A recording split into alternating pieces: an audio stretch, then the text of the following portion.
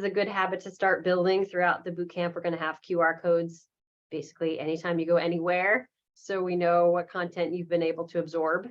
Particularly important in this case because we're going to assign alumni for you to talk to based on knowing that you attended this, either right now live or in a moment later on. I'll tell you when your friends need to have watched it by. So do go ahead and scan the QR code, and that's how we know you're here.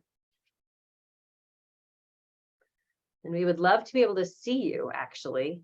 We had to make this a webinar because of the size of the sophomore class, and there are so many of you out there. But we built in some ways to make sure we can get your questions and keep this participatory, so you can prepare to hear a lot of information, but also weigh in the next hour or so. And we'll introduce ourselves formally in a minute, but there are a few of us on here playing different roles. So I'll ask, one of Bethany's roles is to let me know when we reached a quorum, and then we'll get started for real. Actually, those of you who are QRing as you're just joining us, take a shot of the QR code. That's how we know you're here. It's gonna reappear at the end, so don't be distressed if you didn't get to it. So I'm gonna ask you another question as you're filing in, which is just, how are you feeling today? So I just mentioned this is participatory. Every slide is going to have www.menti.com and this code 77402889. So several times in this presentation, we'll just check and see how you're doing, see what questions you have. This is an easy one. How are you feeling today? So you can get out your phone, whatever device you've got next to you. I recommend the phone because then you can stay on screen. Exactly. And we'll see how people are doing out there. Tropical. Love it.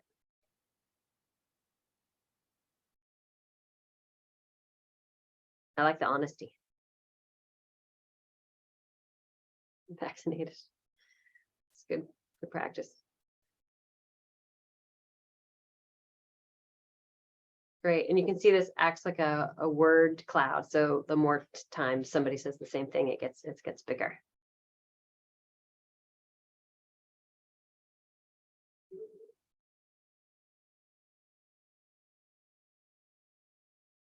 I'm excited about the tropical because it's very not tropical in Maine right now. I don't want to burst anyone's bubble about coming back to campus, but it's still very cold. It's not bad. Sunny, a little bit of snow cover. Is somebody feeling me? That's very cool. Bethany Walsh, now also an emotion. That makes sense.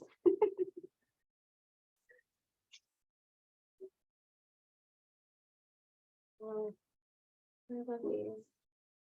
Just give it another minute or two. We're still having people come in. It's only a minute after. This is everyone's very prompt. Love it. For a Monday.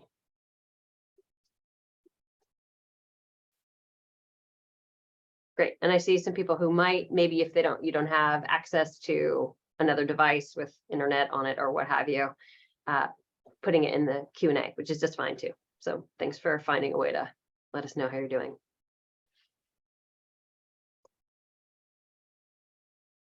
And for those of you just joining us, we are using the kind of vote in feature of this presentation, menti.com, with the code at the top. And you can use that throughout to give us questions, give us reactions, make sure we're on track and we're meeting your needs in terms of this networking workshop. Yeah, I know. Thank you. Somebody asked, I'd like to be able to show you me, but I can't figure out how to do it in this format. That's because we're using a webinar. So it's not you, it's us. We've set this up as a webinar, which means you can see us, but we can only see you through your responses. We would actually much prefer to see all of your faces, but once you get above a certain size in Zoom, webinars is the format you've got to work with. So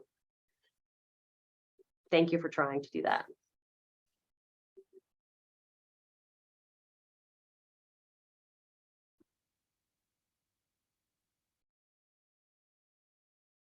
All right, we're letting some folks file in.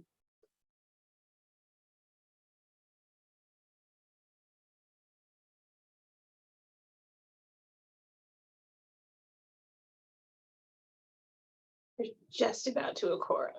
All right. Welcome. If you're looking for the Sophomore Bootcamp networking workshop, you're in the right place. Salami. Yes, Do you like these responses? I do. These are great.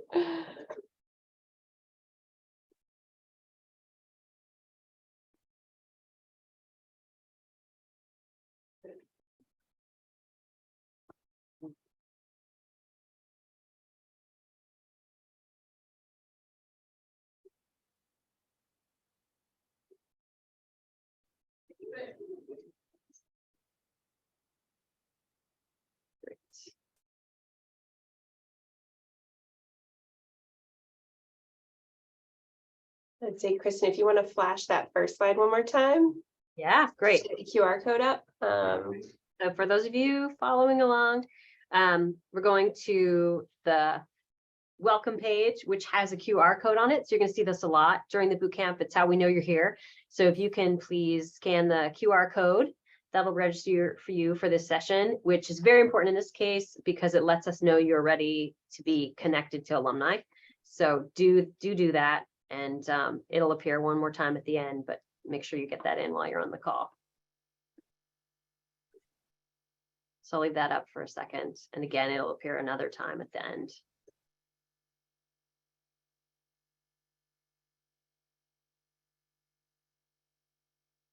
I'm going to leave it up for the amount of time it would take me to get my phone, get in the right app, and get the QR code. All right. So with that, we are going to introduce ourselves and get started. Thank you so much for joining us. We'll tell you a little bit about the session, what we're getting done in it in a minute. But first you probably want to know who we are, the people you can actually see on the screen. So I'm Kristen Brennan. I'm the Executive Director of Career Exploration and Development, sitting here in my office in Brunswick with some sunshine and a little bit of snow cover. And at least on my screen, just below me, we have Bethany Walsh. So if you want to introduce yourself. Hi, I'm Bethany Walsh of email fame and also now in Emotion. I'm pretty excited about that. But you'll see me a lot during boot camp, but I will be on email as well if you have any questions as we go through the process. And we are fortunate to have Bethany on this call. We're also fortunate to have Praise Hall class of 20. Praise, if you want to introduce yourself. Yeah, hi everyone. I definitely wish I could see your faces. That'd be great. But it's so nice to meet you. I am the class 2020, graduated with a degree in education and sociology, kind of been in the education space now, but more closely related to you. I was a boot camp team leader in 2019, the first year of this program, and currently sit on the alumni council. So still very much so engaged with Bowdoin and just happy to be here with you all. Yeah, and when we decided we were doing this presentation, I was like, who could help us explain both the importance of this and also that it's accessible and very doable? And I thought, wouldn't it be great if Praise were available and willing to speak about this from the perspective of a team leader at one point, and now actually one of the volunteers who some of you will be calling in the next week or so. So thanks for making time for that. And then we also have a bonus guest star, which is Kari Twait. So if you want to introduce yourself. Yeah, sure. So my name is Kari. I'm sorry, I can't see you all, but I hope to meet many of you soon. I'm actually an 06 alum, and I recently joined the team here as the advisor for environmental careers, and I also support the government and policy work. I was an ES Gov major here, and then I practiced environmental law for a long time until this fall. Fantastic. And Kari has been doing a lot of work getting this connections program off the ground, especially interfacing with our alumni who are going to be volunteers. So you have kind of the full team here. So without further ado, you're here for the only required virtual session of boot camp. And the reason we're doing it now, about a week early and in a way, and the reason we're doing it virtually is practical because you're all over the world right now. But we wanted to make sure that as we connect you with alumni, which we year on year here is one of the most rewarding, exciting parts of the boot camp, that you felt well prepared to do that. And so we are sneaking in a little bit of preparation workshop on this one topic, real time, so that you have it in time to actually execute these calls. And that way, when you finish boot camp, you'll have accomplished and achieved that all in 1 week. It's basically the only way we can pull it off is if we give you the workshop this week. So thanks for tuning in from all over to make that happen. A little bit on boot camp first, because this is the kickoff of boot camp. We'll have the official in-person kickoff of boot camp next week. We can't wait, but this is functionally also a boot camp kickoff. And so we wanted to let you know a little bit about what it is and what it's not. It is not, someone recently was in my office and asked, is it, I'm excited, but are we getting Pickard like 3 days? I thought, what a nightmare. You're definitely not going to be trapped in Pickard with us lecturing you for 3 days. It's a lot of, now you've probably looked at your schedule, some big core sessions, a lot of time with small teams with a team leader, which is the role that the praise spoke to earlier.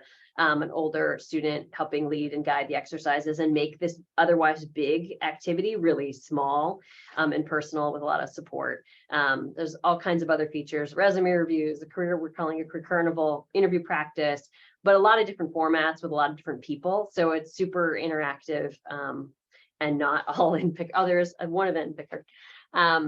Also, you know, even just visual, like it's going to look and feel more like this. Like the bottom piece is the one event in Pickard, but the rest of it is in all kinds of spaces, generally small groups, a lot of interaction and a chance to get to know maybe some people you hadn't met before, which will be fun.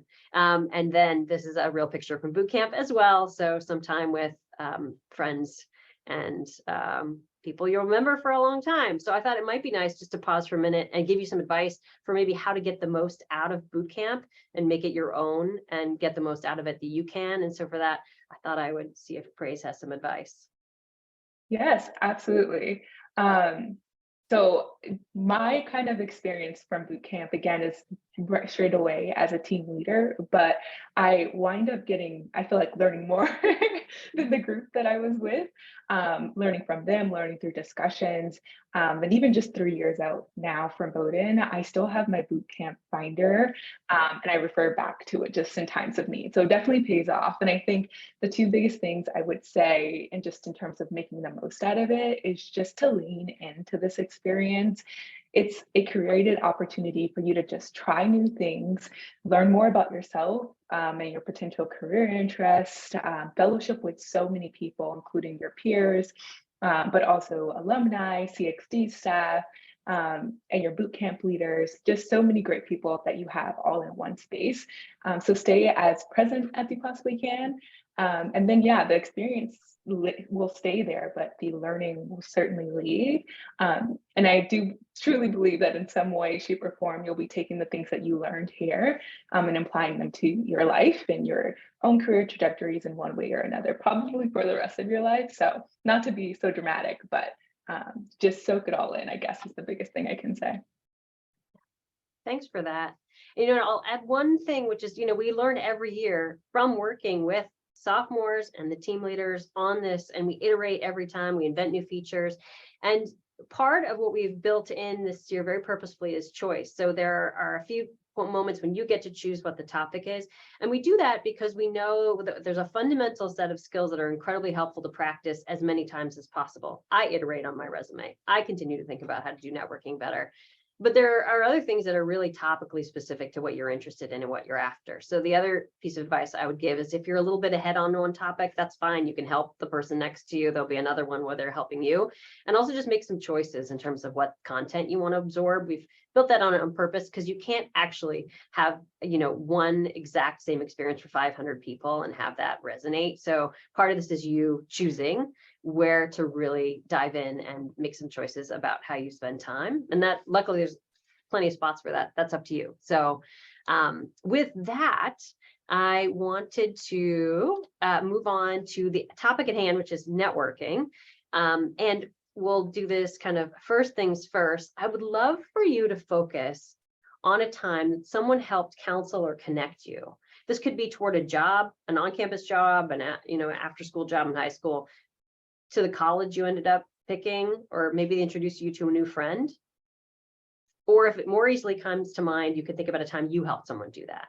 So a time that someone helped you make an important connection to something or someone that turned out to be really important, or the other way around. And actually think about a specific instance for a minute and hold that.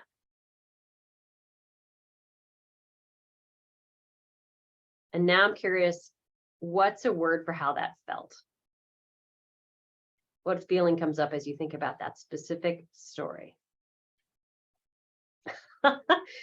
Bethany Walsh is going to be a standing answer to the questions, I see. And has probably also been a real answer to this question for a number of people.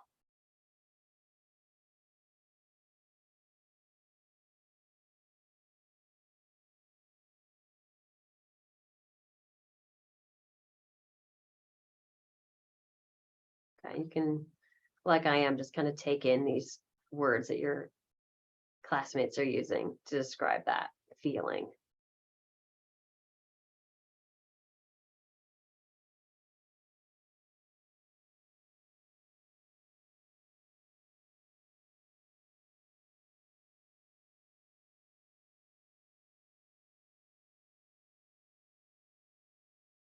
Right. All right, hold that thought in mind as we go through the rest of this today.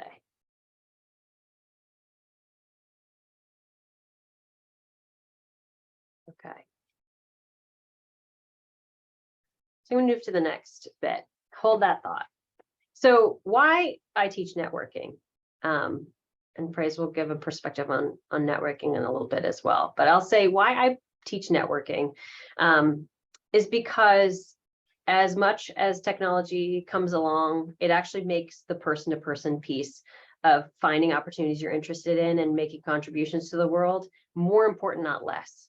And so in the world in which people apply for stuff in just piles, you know, thousands of applications for some applications, you know, for some jobs or hundreds for others, you really are looking to make a human connection in any one of these hiring processes as soon as possible. People hire people.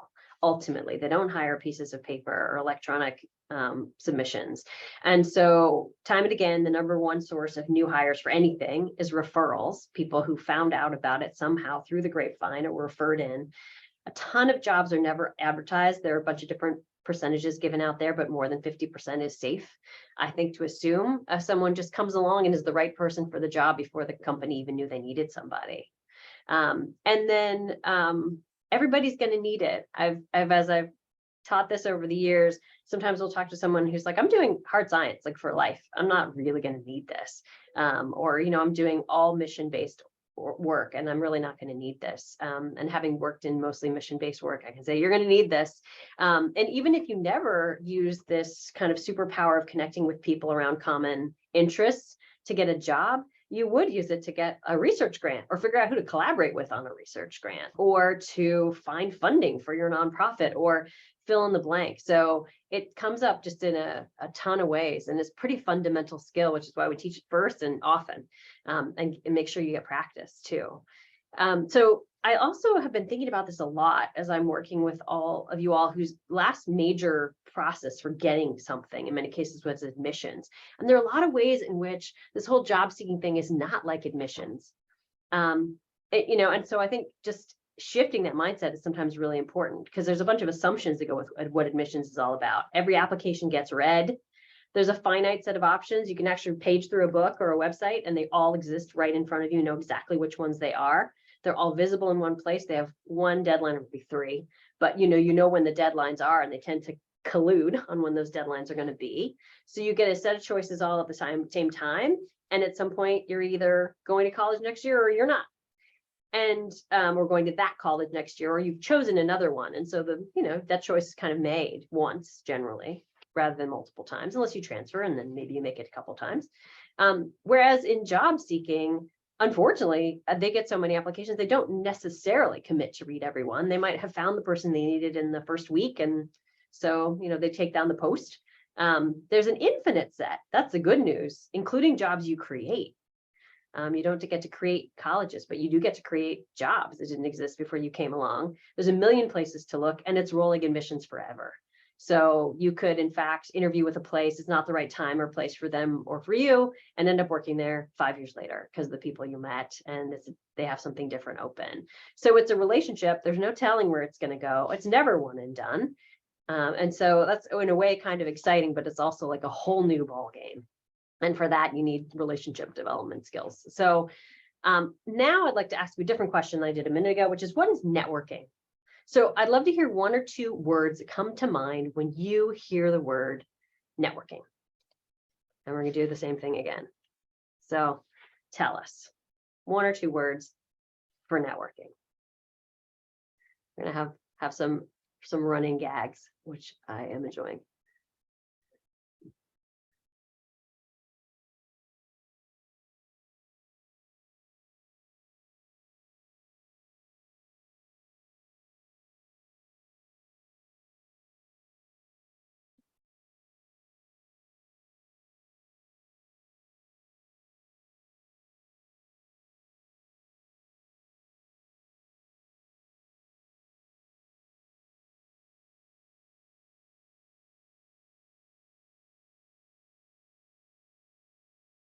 All right, I love these. I hope you all are reading them as they're coming in the same way I am.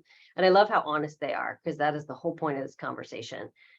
Usually when we ask this question, there's a number of these that are kind of positive to neutral conversations, communication, connecting, meeting people. And then there's some of these like scary, cringy, more for finance bros.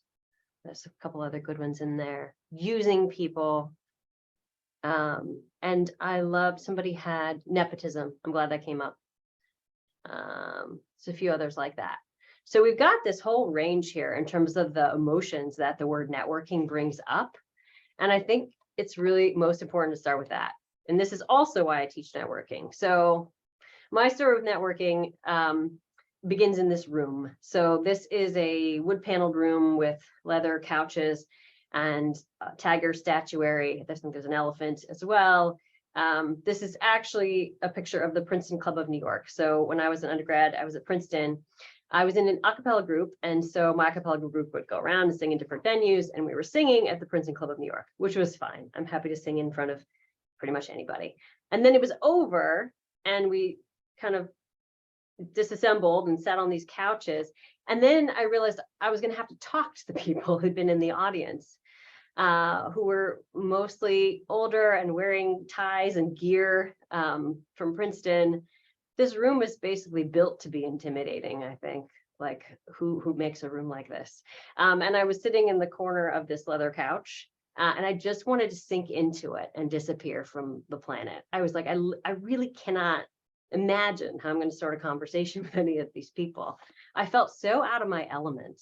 And actually a friend in the a cappella group sat with me and was like, they're not so, I mean, these people are basically my dad and his friends. I was like, well, I'm glad you feel that way. And that does help a little. But I don't feel of this place, and I'm not sure how to start this conversation. And so that's why I'm glad some of those things came up on the previous page. I think there's this feeling as you enter a world, especially if it was, I think we need to admit, literally not created to house me. So there hadn't been women in this space until fairly recently, by the time I came along, at least not in their own right. You know, maybe attached to someone else they could have gotten in this room, but not of their own steam. And so I think that's an important element of this, is trying to figure out how to be you, how to be your most authentic self in any space, including the one that doesn't feel like it was engineered for you, at least not to begin with. And so, you know, in that moment, I think looking back, I had sources of power I didn't understand. One of them is just being a relatively, you know, gifted communicator and connector with people, somebody who is genuinely interested in people and thinks they're, well, everyone has something interesting to say. So we had several points of connection if I thought about it. If nothing else, we went to the same school. So we had physical landmarks and experiences of maybe even some of the same professors and subjects and places that we actually both genuinely loved. That was that.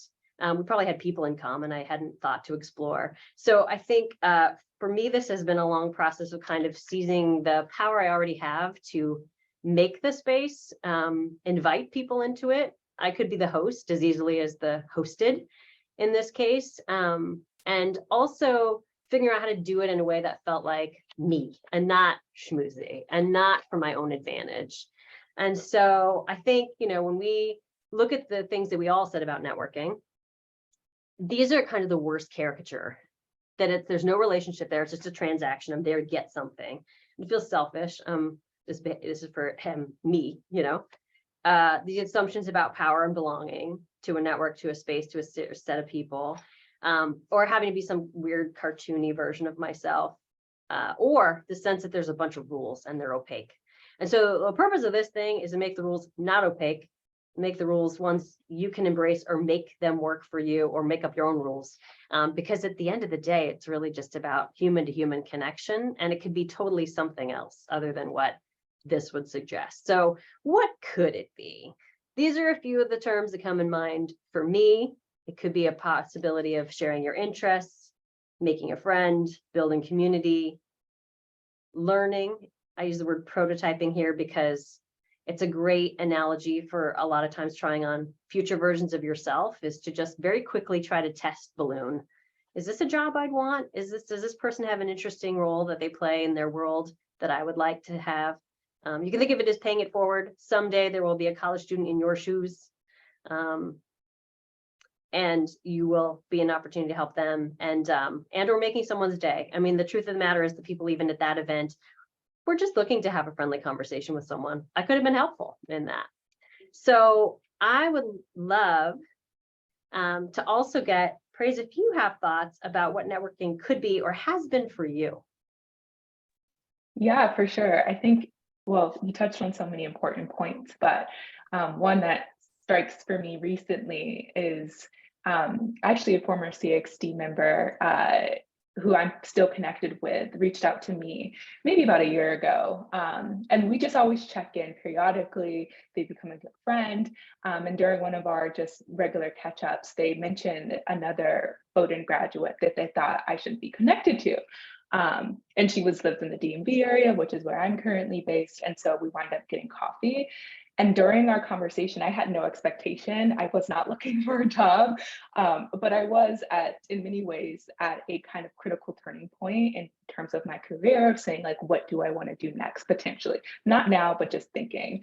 And so then through that conversation, she asked me this question that still sticks with me to this day of, what about education gives you energy? And that fundamentally kind of changed how I think about what I do and what I'm doing. And it was just that one kind of connection that honestly bonded us. And she's still one of my great mentors now. I'm having dinner with her on the 21st. And so I like to share that story as an example of, yeah, sometimes I had no expectation. I was just meeting another Bowdoin alum for coffee. And so being honest in your interactions and just kind of seeing where it goes is also, I think, an important part of this too. It's just genuine human interaction and relationships too. Yeah. And I think this piece of it's tricky, right? The piece of going in with no expectations. In some ways, we're about to set up something where at least the expectation is you'll learn something. But it's very empowering to not have any expectations and then have it go some other totally different place. So we're going to practice kind of during the course of boot camp 3 different ways to go about this. One of them is sort of the coffee chat, which is what we're trying to manufacture with these connections we're about to make. You have to BYO coffee because they're virtual. But, and if we could get in a giant coffee shop the size of an airplane hangar, we would, and we would just run around introducing you to people. So this is the next best thing. Low stakes, conversation about what the person is up to in life, opportunity to learn, no expectations beyond that, just like the example Phrase just gave. And like that example, you never know where it's going to go, but there's kind of just a chat. And then the second sort of level up is an informational interview that you initiate, meaning a conversation about someone's usually career. I guess it could be about their board service or some other aspect of their life, usually job. And in that case, you're picking them out and you're reaching out and you're initiating the conversation. And you will do that during boot camp too. So networking part 2 next week will be that. You'll have accomplished that by the end of the boot camp, and you'll then get a chance to deepen into some topics you're more interested in, or some people that feel even more relevant than the ones we might have connected you to. And then finally, kind of the highest level of this is the skill set is actual interviews where you're interviewing for a job. And the good news is that the base skill set you're using throughout is, in fact, largely the same. Like the ways you'll be starting to introduce yourself, you're going to use again and again in lots of different settings. And we are going to also do interview practice next week. So you're going to get it all. This is kind of ratchet up by level of difficulty. We start with the kind of easiest. So we talked about prototyping a little bit before, like this visual, but throughout the week, you'll be trying on different versions of yourself. What if I did this? What if I did that? Is that interesting? And trying to meet people or read or get close to experiences to get a little bit of experience in a low stakes way to figure out if that might be true. Less time than a internship, less time than taking a full course in something is having a half-hour conversation with someone and trying on the idea. So we'll be doing a lot of that. And your job throughout then, if it isn't making something come of this or getting something delivered, selfishly on behalf of myself, like a job, what is the purpose? The purpose is two things that everybody can achieve. One of them is learning, just learning, you're prototyping, and the other is a relationship. Just creating as authentic a connection you can with somebody who'd probably be glad to introduce you to the next person. That's it. So in order to go about doing that, how do we do this? This is the how-to part of the program here. So how to do this: be on time, be authentic, be curious, and be appreciative. And that maybe seem really straightforward, but a lot of times when I have something to do that makes me nervous, or I don't know how to do it or haven't done it before, I used to be a mediator, so I used to get in rooms full of angry people fairly often. I would think before I went in a little bit about what I was going to say and what was supposed to happen, but more about how I wanted to be. Because if you can achieve being authentic, curious, and appreciative, it's going to go well. Like it's bound to. The exact question you ask is much less important. So I really do think that's, in many cases, all there is. And then we won't leave you with just that, though, because I promised today was making you feel prepared to do this thing that a number of you just told us on the screen was daunting, right? So let's over-prepare. Let's over-prepare for something I just said was a coffee chat and not that big a deal. We're going to prepare you to introduce yourself using what we're going to call an elevator pitch loosely. Research somebody you're about to meet, think of great questions, and assess how well that conversation probably went. So we're going to do all of that in the time we have remaining. And we're going to start with the elevator pitch. So back over to Praise for that. Yeah, let's just open this up to another kind of get your response and your opinion on it. I believe you should be able to see, but some answers. So just put in your first thoughts, a sentence or two about what you think an elevator pitch is, or what you know an elevator pitch is.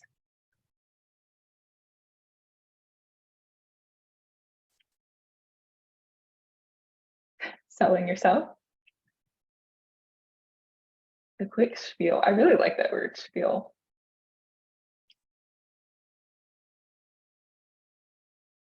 Something concise. Best points about yourself super quick. I really like that one.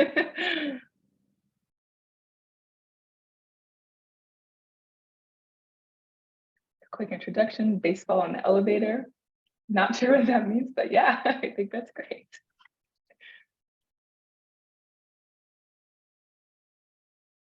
Awesome. These are pretty on point here. Explaining goals, distilling yourself. So fun. I love that one. Concise and captivating. An introduction. These are great. Perfect. Well, we can go ahead and talk about some of these things in more depth, but I think you're hitting on a lot of them. At its core, an elevator pitch, there's a few things that really make it really well. You guys already talked about some of them, but a good elevator pitch in 3 small things is just something that is short and sweet and to the point. Something that somewhere where you don't lose someone in the point of what you're trying to say. So that's why I think the general gauge is about a minute. It's a connector. So the thing that you want to be able to do is find something that you relate to someone on. So that could be where you're from, that could be their research interest, that could be a major that you particularly share with that person. It could be an activity. And then the third thing that is so important in terms of what makes an elevator pitch really good is being intentional. And being clear about why you're connecting with someone and why you're talking to them over talking to another person. And part of that is thinking about not only what you can learn from them, but thinking about what they can share.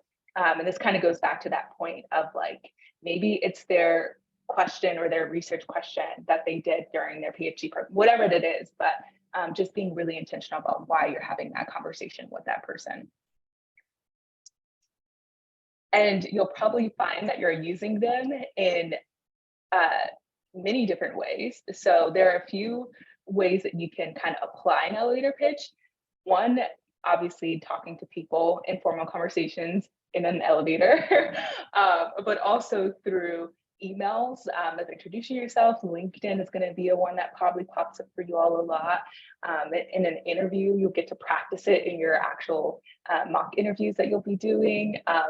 And then also you'll see on LinkedIn, and maybe you haven't seen yet, but there's like that about yourself kind of box at the front that you can also just give a little spiel about who you are and what you do and what you stand for, so that people can always see. And so once kind of put all together, some examples of what it sounds like is just kind of talking through your past, present, and future. I believe this is like a worksheet that you'll all have access to, so no worries if you're trying to jot this down or anything. But the kind of core pieces of it are the past, present, and future. Past is really about who are you? So your name, you know, where you're from, what you're studying. An example here is, hi, I'm Dana Smith, a sophomore at Bowdoin, from Syracuse, New York, thinking about majoring in math. So clearly that states just statistical like background information about yourself. Present, so what are you interested in and how do you know that? Maybe some recent research that you've done. For Dana, that's modeling climate research, and that got her interested in analytics. So just really clear connections to what you're about. And then the future, what are your goals? You know, why are you hoping to connect to this alumni or person that you're talking to? So for Dana, that's noticing someone's work in environmental science and wondering how they use data in their work. So you can really see clearly the flow from the past, the present, and the future. It's a really easy, simplified story, and that's what is the beauty of it. And so then you end with the ask. Maybe if you're having an in-person conversation, that kind of comes up naturally, but if you're emailing someone cold out, then you can say something like, would you have 30 minutes this week to connect or share some of your experiences with me? So this is a really simplified way of doing it. Sometimes it's harder to practice this and to get it down right, so that all your past, present, and future kind of relates all back to each other, but you'll have ample time to do that. So do not worry. And as an example for you all, I can share a pitch that this is a little bit, I tried to relate it back to you all. I'm creating a fake one off the top of my head. But one that I might share would be, hi, my name is Praise. I am a senior at Bowdoin. I studied education and sociology, and I'm originally from Ridley, Minnesota. I recently completed a senior thesis on how women of color experience predominantly white institutions. And as a result, I'm really interested in starting a mentorship program that's for college-age women. I noticed that you started girls mentorship, and I would love to know, hear any advice that you have to share on what makes a really good mentor. If you have time, I would love to set up some time to meet with you in the next week or so. So that's just a quick, sort of simple example of how it connected to who I am, what I've done, and what I hope to do with my mysterious network person or alum person that I'm reaching out to. I love that. And you know, I was going to say, if we could see everyone, this would be one of these moments where I'd love to check and see if that sounded what you thought an elevator pitch would sound like. In fact, if you want to offer a comment in the Q&A, since that's the way we can see what you're writing, feel free. But you know, I was just struck by how that sounds like you. It sounds like a narrative of what you're really actually authentically interested in and how this person could be helpful to you. If you think back to people's initial characterization of a pitch, I think it makes you feel like you need to be wearing a suit and you have a very limited amount of time, and the person has to make a major investment in your product at the end. Right. So I hope that was disarming for folks. It's like, yeah, it can just sound like the beginning of a really interesting conversation. Mm-hmm. Great. All right. So that's a great example. You all can kind of start to think about what that sounds like to you for your version. And then we have a few more things that we can share with you if we're ready. So Well, think about research now. So we thought about us, which is how we're going to describe what it is we're interested in and who we are. This conversation is also about them. And so the more you know about the person you're talking to, the better. We're actually going to, as I said, connect you with people. So we know a little bit about them, but it would be helpful if you did as well, right? You do a little initial research, and especially when you start to reach out to somebody you are choosing out of the alumni directory or LinkedIn. So I'd like to know which of these, this is a voting type question, are the most useful to do when you're researching a potential networking contact. You've got choices like look at LinkedIn, where you can see their current and their past roles and activities and so on. You can see if they have a bio available on the their organization's website somewhere else. Look up their organization itself, what it does, its mission, its reason for being, and how it functions, what it actually does. So we're getting some voting coming in. What's the most useful things you could do?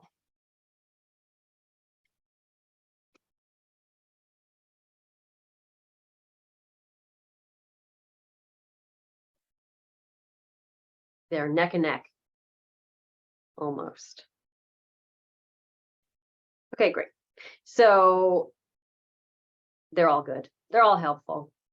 Personally, again, I think it's maybe a matter of personal preference. The more I understand about the person themselves, I really do find that helpful. And you may find connections you didn't realize you had. Oh my gosh, we're actually from the same, we're both from LA County and moved to the East Coast. That's interesting, whatever it is.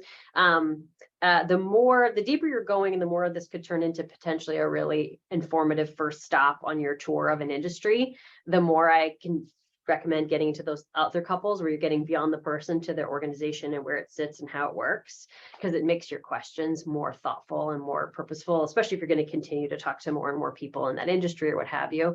But they're all useful and they all exist for free. I mean, this is the good news is that you can find this stuff relatively quickly in many cases. So I recommend doing all of that. And then we're going to move from this to the next one. Let's see if I can get my advancer to advance here. Whoop, there we go. So now we're at what to do during the call. So in advance of it, we thought about us and how to introduce ourselves. We've researched the person. Now we're in the actual live call. It's just got real. What are we doing? Again, relatively simple formula is the good news. So always appreciation always goes a long way. Back to that how to be. If you're curious, appreciative, and authentic, it's all going to be fine. But you can always start with the appreciation piece. So thanks for making time today. Somebody's always carved out time. That's always worth appreciating no matter what happens in the next 30 minutes. So thanks for making time. In the introduction you've already shared, maybe an email or you've thought it through. It's basically your elevator pitch. Obviously it's a conversation, so you don't have to utter it the same way every time, but that same content is going to serve you well, right? Who you are, why you're on the call. And then you ask your questions. They might have one for you to start with. Oh, you said you were a CEO. Oh, where are you from? Oh, me too. Well, did you know my friend so-and-so, whatever. They may have something they want to lead off with, but you should be prepared to ask your questions and follow up with genuine curiosity. Sometimes the best question is actually a follow-up question. It's not necessarily the ones you prepared in advance. It's something you just get curious about as they're talking. And then how to wrap it up. This can get tricky because it's hard to end things sometimes. So one, this is very easy, is, well, I see I've taken 25 of your 30 minutes and I don't want to take more time than you allotted. So you can just note what time it is. That's always a good technique. And use the last couple minutes to say, thank you so much again, given the questions that I have and things I'm interested in, if it makes you think of anyone else I should talk with, I'd really appreciate that. And then that shakes loose some ideas of great other people to talk with. So that's a great last question to ask as well. That's kind of the, beginning, middle, end. You will get these slides, so don't worry. Pro tips for great questions. So again, genuinely curious. I had a colleague, I mentioned I was a mediator, and I had a colleague who used to get the most interesting information out of people. And I finally said, Eric, what is your secret? What are your sort of like best questions you asked? And he kind of looked at me and cocked his head sideways. He said, I don't have a list of best questions. I just asked what I'm curious about. And I was like, oh, is it that simple? Maybe it's that simple. So genuine curiosity, start with a softball, meaning something they already know well and would be glad to talk about. So if their organization has just undergone tremendous news making negative things, don't start with that. maybe start with something else that's very much in their wheelhouse of what they would know, given the kind of job they have, and that is pleasant to talk about. So start with that. If you have a hard question, save it for later. Follow their lead and consider, if you wish, people love to give advice. You may not want to invite it, but if there's something you're generally wrestling with, like I really am thinking about starting a mentorship program for young women, and I'm wrestling with whether it'd be better to actually start that myself or try to figure out, like, work for an organization that already does that and learn from them. Do you have any advice given your own history? If you have a genuine question and they have the ability to weigh in, like, people love to give, specific advice. So maybe consider that. These are some questions. We definitely will have these for you as a reference. You can always write your own, which is really powerful, but you can start with something like this: how they got interested, how your work connects to what you studied in college, which is always interesting, even if it's not the same as you. A typical day that they have. They often say there is no typical day, and then you learn something else interesting instead. How you thought about big decisions you've made. This is really helpful, especially if you get someone whose path is not exactly like the one you plan to be on. Because again, we're introducing you to people, but we're introducing it based on little bits of information that you may have given us and they've given us as well. There's bound to be some point of common connection, but the chances you get somebody who's doing exactly your dream path is, who knows? So these are great questions to ask them about their own life. Advice for a student: if you did Bowdoin again, what would you do? What you enjoy most, advice for entering the field. So you can see a lot of these actually are not even dependent on them sharing the exact same job field you have in mind. And that's the whole reason this is the low stakes coffee conversation. This is literally conversation so that I could have a conversation with anyone. Just practice doing that. All right. Next, what to do afterward: write a thank you note. Again, they took time. That's always worth appreciating, no matter what happens in the 30 minutes. So same day, great. Next day, fine, but do write one. Email is fine. If all the time you spent together is electronic, like it will be in the next week, email thank you is just fine. Probably don't have their address. The best thanks is specific. So if there's anything they made you think about, go read about, go look up, the more specific the thanks, the more genuine it feels. And they really understand that their time with you had value. And consider keeping in touch ongoing. I have actually recently been talking with some juniors and seniors about what they want to do next. And several times someone said, the person I talked to at Bootcamp actually does something like that. And I'll say, oh, have you been in touch with them since? And they'll say, well, no, it didn't occur to me to, but I think I could. You could. So, if you note something in common, or you just think that person is interesting, regardless of what they're doing, and you kind of want to keep them up on what you're up to, it's a very classy move, actually. You think sometimes you've used their time once and you can never use it again, but generally that's not true. Generally what happens is they got invested in you and they want to know what happens. So feel free to tell them. That's after. And then how do you know if it went well? This is not something we're going to grade. But if you yourself want to think about it after the conversation, how can I tell? Was that a good conversation? I think if you introduced yourself clearly and gave them something they could relate to in your opening, great. If you heard them smile or think, you probably asked an interesting or enjoyable question. If you felt you were following your own genuine curiosity and you carried away one thing you could include in your thank you note, that's great. And if they remember, you feel like, oh, they'd remember my name or at least something about me if I was in touch again, great. And then, of course, you sent a thank you. That's part of your litmus test for whether you did this well. So that is a pretty good checklist, I think, for how this went that you can use. I can tell you for sure this is how the alumni feel after a call with you, because almost this exact same word cloud gets produced every year when we ask alums, how did that go for you? They're excited, they're energized, they're impressed, they're hopeful about the future of the world because they've met such thoughtful, interesting human beings who are going to be running it. That is genuinely how they feel, and old, a little bit old, some of them. But if you ever wonder about what it's like to be on the other side of this conversation, you can think this, and you can also think like this list of people to connect with is chock full of people like praise who'd love to hear from you. So, go for it. I want to say too, it is important that you actually do make these connections, because alums have, in advance of the holidays, carved out time, committed to this program.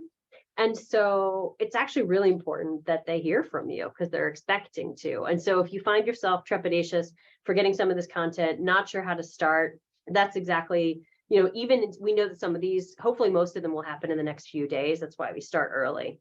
But if you are still working on it or working it through or need help, writing that email or what have you, reach out for it. And also your team leaders would be happy to lean in next week and help you do that. That's part of what they are there for. So there's always help figuring out stuff like this.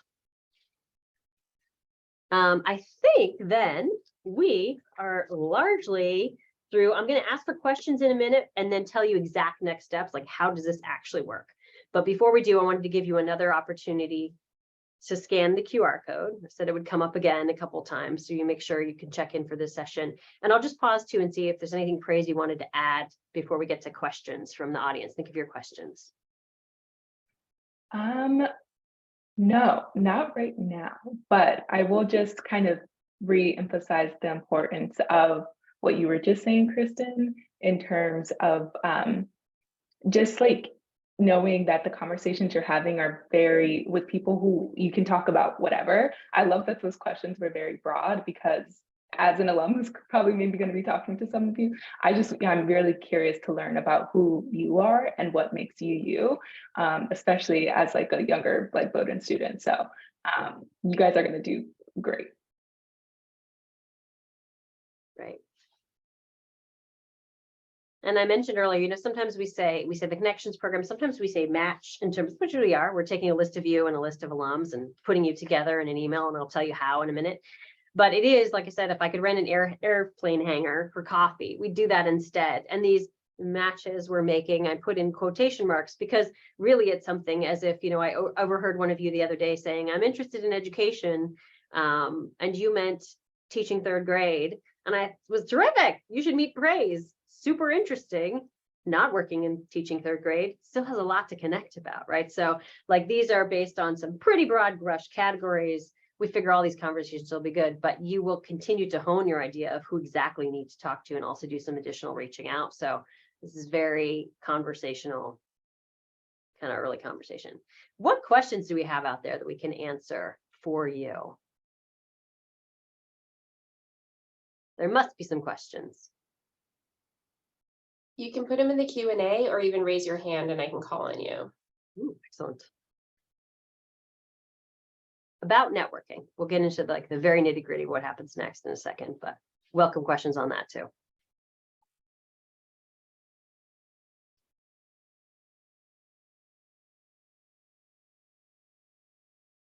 I say we go to the nitty gritty and then if you have a question, interrupt us. Great, that might prompt some questions. We also have a couple of things we often get as questions that we can share answers to in case they're out there. We don't get questions immediately. So what questions you have? Next steps. So you're here now. So this is easy. You just have to scan the QR code. And if you're having any trouble, I saw a couple of people were in touch with Bethany. We'll get you covered and signed up and we'll know you were here. So good news. If you have a friend, another sophomore who says, when do I need to watch that video by? They can in fact watch the video. We offered that early on because not everybody this exact time frame was available.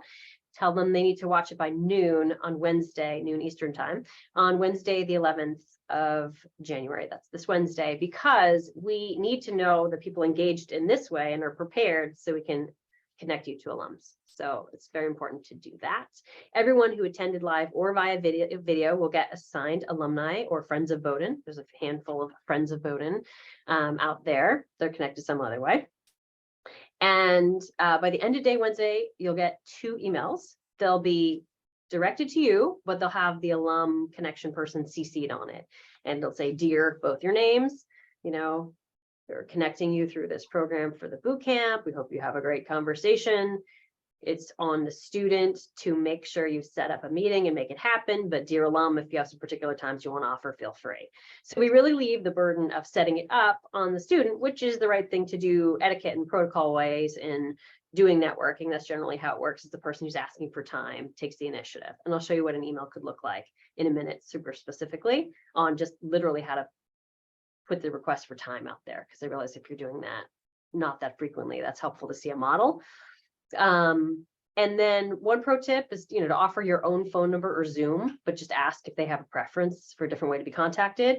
And another is to ask potentially for some times that work for them, but you can also proactively offer your availability to start to narrow it down. The idea is it should take not a million email exchanges to pin this down. So the more specificity you offer and the easier you make it for these busy people who are carving out time, usually during their workday, the better.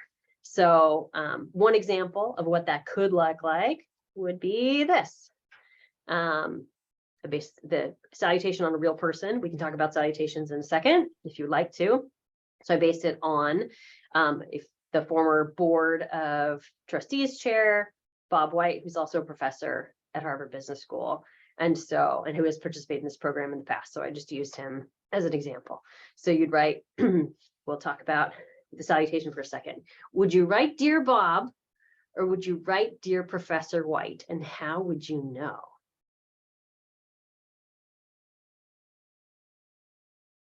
I'll let you sit with that for a second. So here's my thought on how to do that. It isn't always easy to figure out salutations in a world in which gender norms are shifting and the amount of formality people are using varies by profession. My best bet is that back to the bio. You had to look at the bio or their LinkedIn anyway to get some clues about who they are.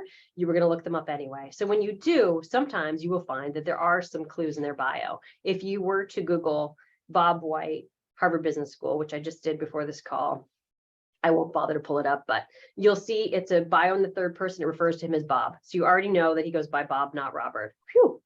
But you don't know how formal his profession is. You think higher ed, probably pretty formal, and finance in his background, reasonably formal as a profession. What's safe to do? Does he have a doctorate? Ooh, from his bio, can't tell. Don't think so. It says MBA. So I shouldn't call him Dr. White, Professor White. You're home free. Higher ed has these wonderful gender neutral honorifics, professor, very safe choice. And when you actually write him and he writes back, he's going, because I know him, to write back, you can call me Bob or something like that. And now you know, or you could look at the way he signs himself. But out the gate, the more formal the profession tends to be, and also somewhat generational, I go with a little bit more honorific. And if there's a gender neutral one that comes with the territory, like doctor or professor, terrific.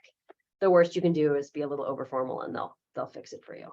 So anyway, that's a little moment. We can go deeper on that if we need to. I've got a slide later because it is challenging sometimes. But the best thing you can do is always, right, try to figure out how someone would like to be called. That's what we always do. So do the best you can.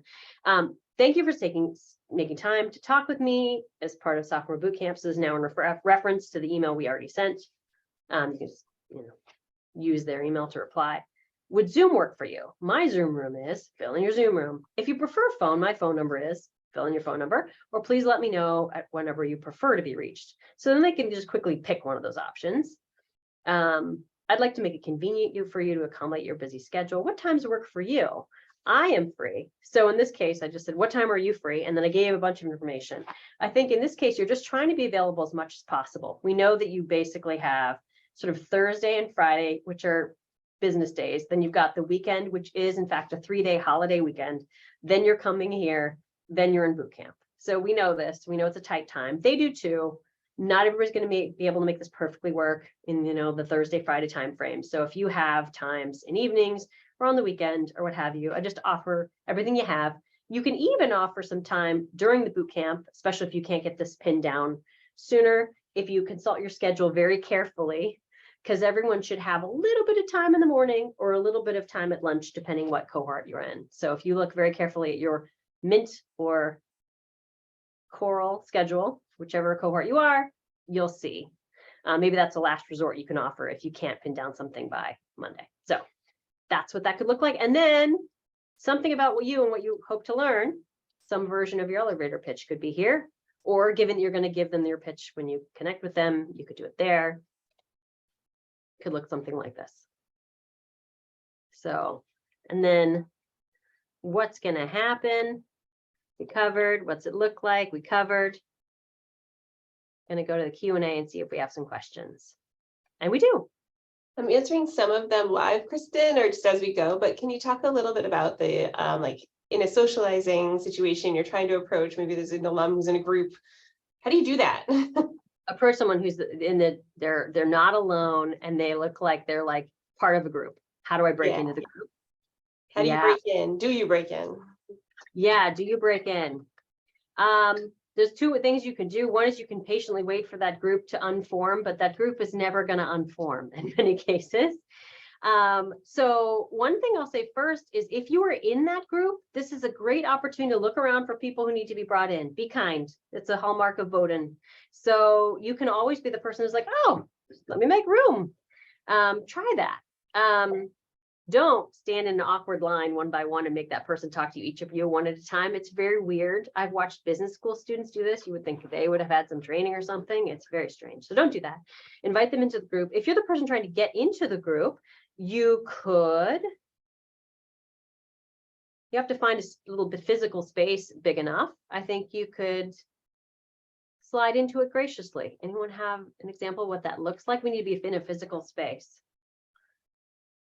So I probably greet the person I'm sliding next to, right? So if it's like praise is in this circle and there's a little bit of space next to praise, maybe because she's got heightened social awareness and left a little space, I'd probably come in and be like, hi to her, something brief so she doesn't miss the conversation with the person we're both trying to hear from. Something to graciously acknowledge that she just made space and then just get in. Any other thoughts? Yeah, I kind of would add to that, just if there's also another person in the room that you know is connected to someone in that group, you could easily tag that person and say, hey, I really want to talk to this person. Can you help me out? And then that person can make the introduction for you. And it's just more seamless. They know that you're connected to someone that they connected to, and you just kind of keep that bubble going. Yeah. And if you weren't able to do it in the time frame for whatever reason, but you're exiting, that is sometimes an opportunity as well. You have to be respectful if the person's trying to make their way out of the room. But you could say, hi, you were talking to quite a few people and I didn't want to interrupt, but I just wanted to introduce myself and wondered if I could follow up sometime. And sometimes that person will stop, find out who you are, give them your information. And that may be a higher quality conversation after the fact.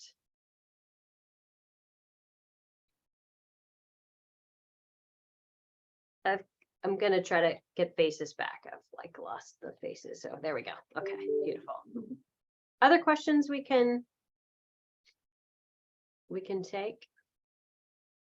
I'm just looking through, there's been various questions about which cohort am I in and what's my schedule. And I'll put my face back. Hi. Basically, if you log into campus groups and you go up to the top, you can see the hub, the campus groups hub for Sophomore Bootcamp.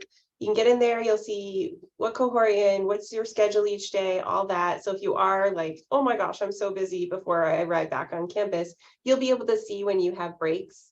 So some of you will have a longer break in the morning, some of you will have a longer break at lunch. You'll all have evenings for the most part available. There's a pocket on Friday morning. So it's all in there. If you have trouble finding the hub, shoot me an email and I can walk you through it. Great. I did also see one I bet a lot of people have, which is what if I don't know what I'm doing? And is that critical to having this conversation, which is the answer is no. So then you just get really curious about what they're up to. You can say something like, I'm looking into a number of different things, or I'm thinking of even just what you're thinking of majoring in, or, I have lots of possible paths I'm exploring. You can be pretty general and just go straight to what they're all about. That's really what the conversation is for anyway.